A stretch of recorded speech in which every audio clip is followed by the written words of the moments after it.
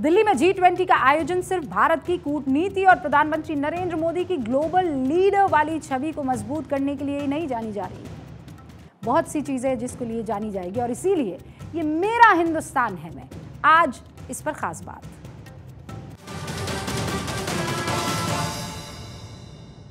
भारत की सनातन संस्कृति की जीत के तौर पर G20 को देखा जाएगा और वो इसलिए क्योंकि इस आयोजन की थीम थी वसुधैव कुटुंबकम, जिसका मतलब होता है पूरा विश्व एक परिवार है और अतिथि देवो भव यानी मेहमान हमारे लिए देवता है, देवता के समान है। इस सूत्र वाक्य पर मेहमानों का स्वागत हुआ।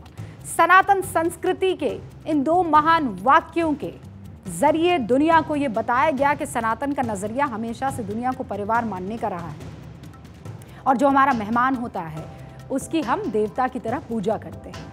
G20 मीटिंग के जरिए भारत के इन दोनों सनातनी मंत्र की गूंज पूरी दुनिया ने सुनी। पूरे आयोजन में भारत और भारत की आत्मा, सनातन संस्कृति, हमारी परंपरा के प्रतीक और भारत की प्राचीन ज्ञान विज्ञान की वो ललक को कैसे शोकेस किया गया, उसे देखिए और गर्व कीजिए।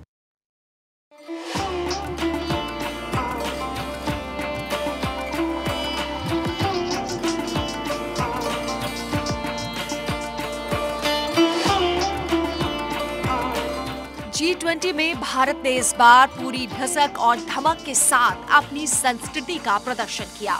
दिल्ली में दुनिया ने नए भारत की कूटनीति का दम देखा और भारत की पुरानी संस्कृति और ज्ञान विज्ञान की झलक भी देखी। भारत ने अपने कल्चर को चार्टर्ड में ही जोड़ने का काम किया। दिल्ली चार्टर्ड के 37 पेज के घोषणा पत्र की शुरुआत ही वसुधैव कुटुंबकम से हुई। इसका मतलब है कि पूरी दुनिया एक परिवार है। जब बैकड्रॉप में सुबह कोणार्क का सूर्य मंदिर और शाम में नालंदा यूनिवर्सिटी हो तो आपकी सांस्कृतिक पैकेजिंग और मार्केटिंग वैसे ही हो जाती है। भारतीय संस्कृति इस देश की संस्कृति है, जो सनातनी संस्कृति है वही इस देश की संस्कृति है। इसीलिए इस पूरे आयोजन में भारत की आत्मा, सनातन संस्कृति, सांस्कृतिक के प्रतीक और भारत के प्राचीन ज्ञान विज्ञान की झलक साफ दिखाई दी। सनातन के कुछ बुनियादी सिद्धांत हैं, जिनमें से एक है वसुधैव कुटुंबकम और दूसरा है अतिथि देवो भव। अतिथि मतलब मेहमान, ऐसा मेहमान जिसके आने का वक्त तय न हो। अतिथि यानी जिसकी तिथि निश्चित न हो। ऐसा मेहमान अगर घर आ जाए तो उसके साथ कैसा सलूक या व्यवहार करना चाहिए, यही इस सूत्र वाक्य में बताया गया है। मतलब भारत दुनिया का एकमात्र ऐसा देश है जो मेहमान को भगवान का दर्जा देता है। तृतीय उपनिषेदक के शिक्षावल्ली अध्याय में एक श्लोक है, देव पितु कर्म्याभम ना ब्रह्मतित्यव्यम मातु देवो भव, पितु देवो भव, आचार्य देवो भव, अतिथि देवो भव। जिसका मतलब है कि देवता और पितरों के कार्य में लापरवाही नहीं करें। माँ, पिता, गुरु और अतिथि देव तुल्य होते हैं। संस्कृति को परफॉर्मिंग आर्ट यानी नृत्य, गीत, संगीत तक ही समेटने की कोशिश की जाती है, जबकि भारत की संस्कृति बहुत विराट है। पिछले 7 दशकों से सनातन संस्कृति को नकारने की ही राजनीति की गई, लेकिन इस बार G20 में प्राचीन वैदिक वाद्य यंत्रों से लेकर जनजातीय कला और यंत्रों का प्रदर्शन किया गया। जल बहार, जल तरंग, विचित्र वीणा, सरस्वती वीणा जैसे वाद्य यंत्रों की आवाज सुनाई दी।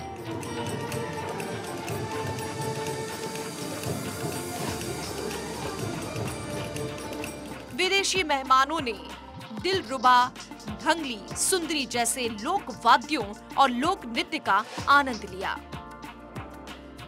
भारत मंडपम में नटराज की विशाल नृत्य मुद्रा ने इस आयोजन को भारत की सनातन संस्कृति से जोड़ा।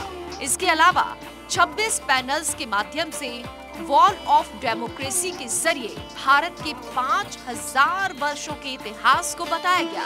वैदिक सभ्यता से लेकर रामायण, महाभारत, बौद्ध जैन धर्म, महाजनपद, कौटिल्य, पाल साम्राज्य, लखीमपुर के ताम्रपत्र और तमिलनाडु के प्राचीन शहरों की तस्वीरों ने विदेशियों के सामने भारत की एक अलग और मजबूत छवि पेश की।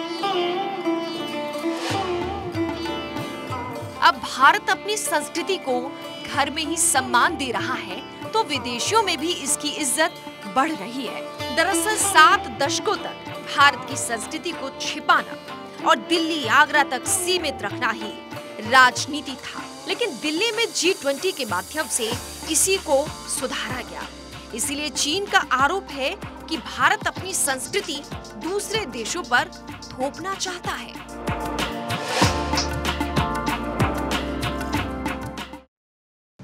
और इसीलिए इतराइए कि आप भारत में हैं। गर्व कीजिए कि आप भारत के इस काल के साक्षी बन रहे हैं।